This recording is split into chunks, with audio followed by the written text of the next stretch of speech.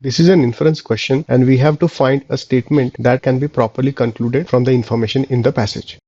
There is no conclusion in the argument and the missing link is not required.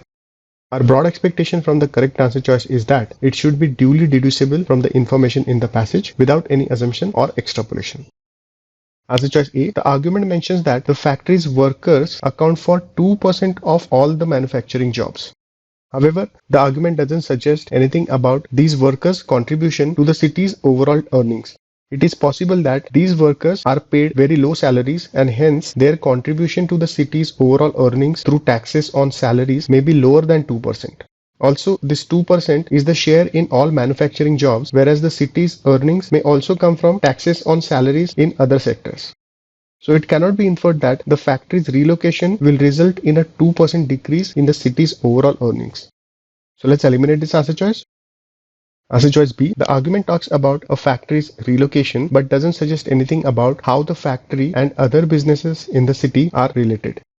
If the other businesses are heavily dependent on the relocating factory, the relocation of the factory may actually increase the unemployment rate among the city residents. So this answer choice which says that the relocation will not increase the unemployment rate, this answer choice cannot be directly inferred from the argument. So let's eliminate this answer choice.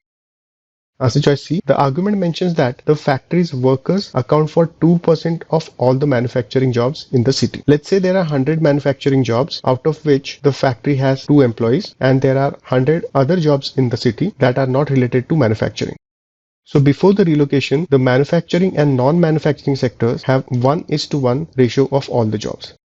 Now after the relocation, there will be 98 manufacturing jobs and 100 non-manufacturing jobs.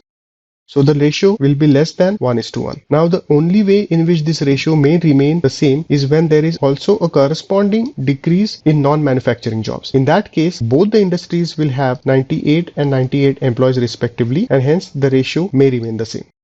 In other words, relocating the factory will tend to increase the fraction of jobs that are outside the manufacturing sector. That means we are talking about more non-manufacturing sector jobs than manufacturing sector jobs, unless it leads to a contraction of non-manufacturing sector workforce. That means the 100 non-manufacturing sector jobs becoming 98.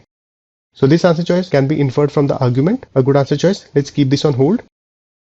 Answer choice D. The argument mentions that the taxes on salaries of manufacturing sector factories are 40% of the town's earnings. The passage doesn't suggest anything about what proportion of the earnings are because of taxes on salaries on workers who work in sectors other than manufacturing sector.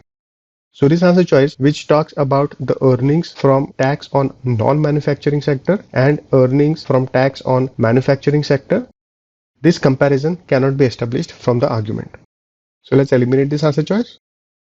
Answer choice E. This answer choice talks about the relocation leading to reduced taxes for the factory and its employees. The argument makes no suggestion regarding reduced taxes for factory and employees. The argument simply talks about the city's earnings coming from taxes on the salaries of the manufacturing sector. So let's eliminate this answer choice. C is the correct answer choice.